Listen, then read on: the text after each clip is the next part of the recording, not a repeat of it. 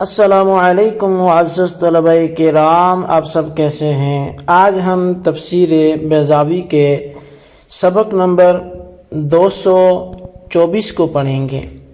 آج کے ہمارے سبق کا عنوان ہے کثرت ندا بہذہ الطریقہ۔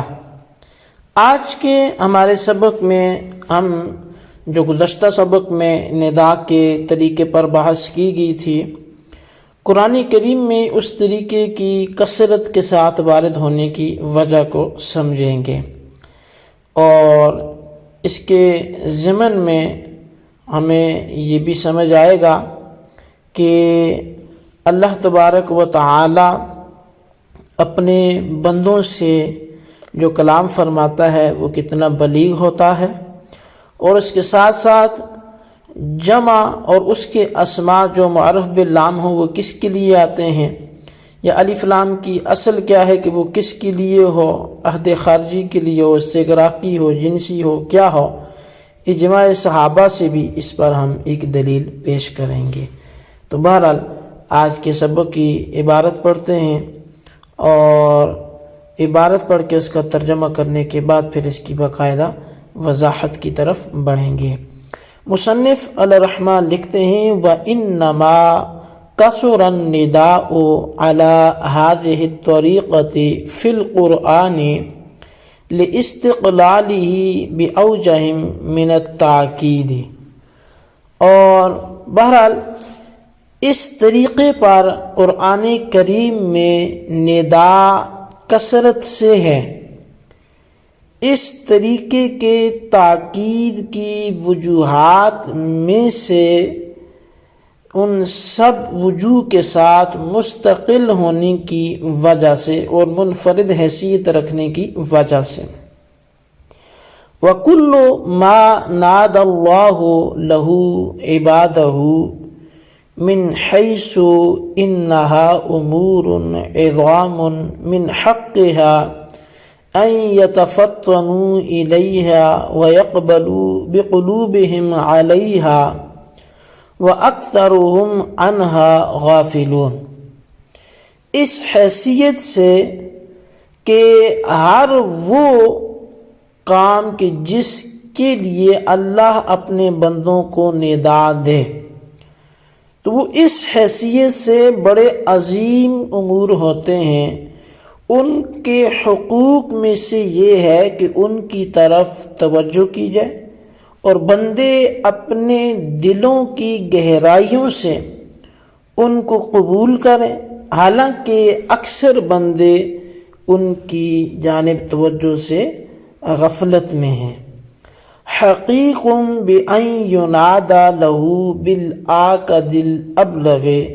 تو اس طرح کا جو بندوں کا فعل ہے یہ پھر اس بات کے لائق ہے کہ پھر ان بندوں کو زیادہ تاکیدی اور زیادہ بلیغ طریقے پر پکارا جائے۔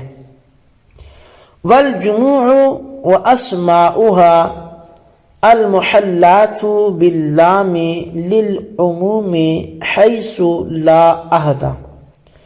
اور جموع اور ان کے اسماء جو معرف باللام ہوں وہ عموم کے لیے ہیں، اس طور پر کہ عہد نہیں ہوگا۔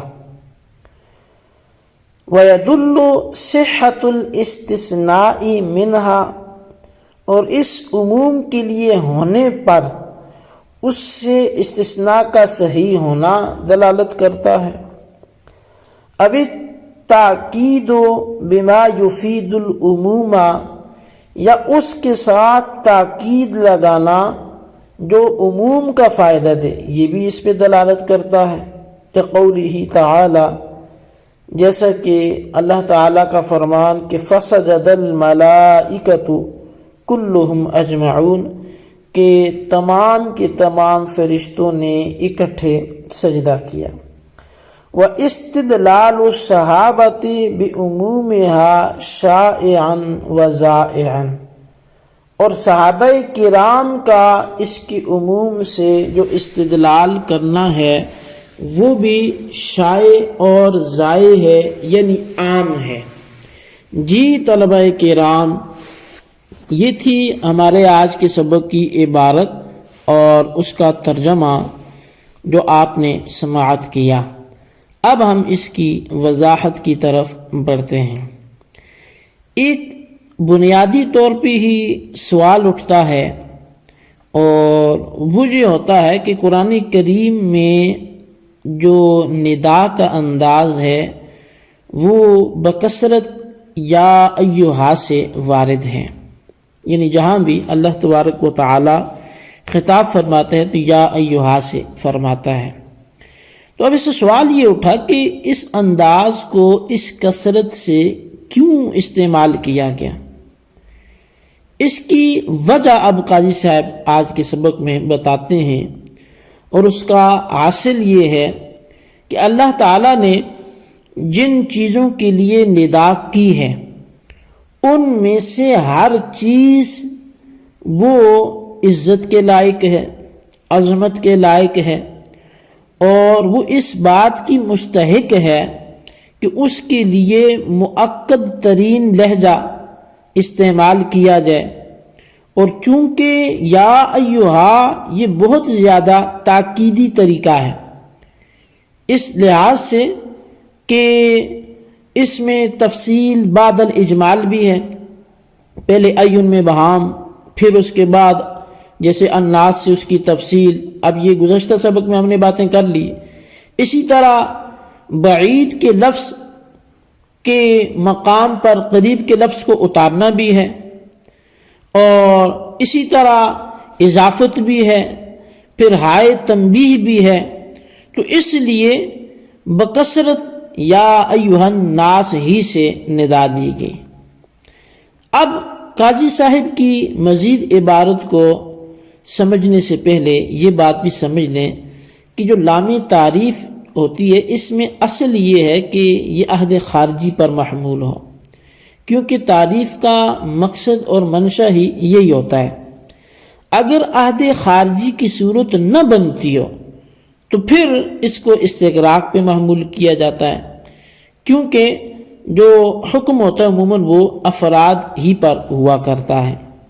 لیکن اگر مقام استغراق بھی نہ ہو، یعنی استغراق کی بھی وہاں اجازت نہ ہو، تو پھر اس کے بعد جنسی اور عہد ذہنی وغیرہ کا اس کو محمول کیا جاتا ہے۔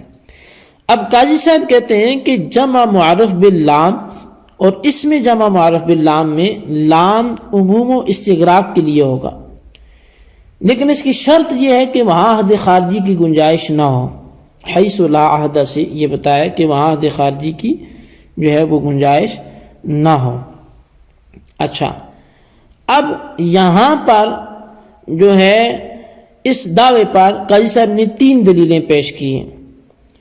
پہلی دلیل یہ ہے کہ جب جمع معرف باللام سے استثناء صحیح ہے، اور یہ بات طے ہے کہ استثناء عام سے ہی ہوتا ہے، کیونکہ استثناء کا کام ان چیزوں کو نکال دینے کا ہے جن میں معنی عام شامل ہو گئے ہیں، تو بس استثناء کی صحت بتا رہی ہے کہ اس کا مستثنی منہ وہ عام ہے، جبھی تو نکالنے کی ضرورت پڑی، کبھی خاص سے تو چیز نہیں نکالی جاتی۔ اور دوسری دلیل یہ ہے کہ جمع معرف باللام کی تاکید ان لفظوں سے لانی صحیح ہے جو عموم کا فائدہ دیتے ہیں، جیسے اللہ تبارک و تعالی نے فرمایا فسجد الملائکۃ کلہم اجمعون۔ یہاں دیکھیں کہ کلہم سے ملائکہ کی تاکید لائی گی، اور کل یہ عموم کا فائدہ دیتا ہے، تو معلوم ہوا کہ ملائکہ میں بھی عموم تھا، یعنی الملائکہ میں، کیونکہ تاکید اسی مفہوم کو مضبوط کرنے کے لیے لائی جاتی ہے جس پر پہلے سے مطبوع مشتمل ہوتا ہے۔ تو اگر ملائکہ میں عموم نہ ہوتا تو یہاں کلہم سے اس کی تاکید بھی نہ لائی جاتی۔ تو اس سے بھی پتہ چلا کہ یہ الف لام جو ہے وہ عموم کا فائدہ دے رہا ہے۔ تیسری دلیل یہ ہے کہ عموماً صحابہ نے متفقہ طور پر ایسی جمعوں سے عمومی سمجھا ہے اور اسی کو دلیل بنایا ہے، اور یہ ان میں بہت زیادہ یہ چیز پائی گئی۔ ان میں سے ایک چھوٹی سی مثال اگر دیکھیں تو جب خلافت کے مسئلے میں اختلاف ہوا تو اس وقت انصار نے کہا تھا کہ منا امیر و منکم امیر، کہ ایک امیر ہمارے میں سے ہوگا ایک تمہارے میں سے ہوگا۔ تو اس وقت صدیق اکبر رضی اللہ تعالیٰ عنہ نے نبی علیہ السلام کے حدیث پڑھ کے ان کو اس قول کو رد کیا تھا کہ الائمۃ من قریش، کہ جو ائمہ ہوں گے، خلفاء ہوں گے، وہ تمام کے تمام قریش سے ہی ہوں گے۔ اب الائمہ میں جو الف لام ہے، اس کے عموم سے یہ استدلال ہوا، اور کسی صحابی نے اس پر انکار نہیں کیا، وہ سارے اس پر متفق رہے۔ تو یہ صحابہ کرام کا عمل بھی بتاتا ہے کہ وہ بھی اس کو عموم کے لیے سمجھتے تھے۔ تو بہرحال جی، یہ ہمارے آج کے سبق کی عبارت ترجمہ اس کی وضاحت تھی، اس کو اچھی طرح سمجھیں، اس کے خلاصے کو اپنے رجسٹر پر ضرور لکھیں، اور بالخصوص ان سوالات کے جوابات بھی دیں۔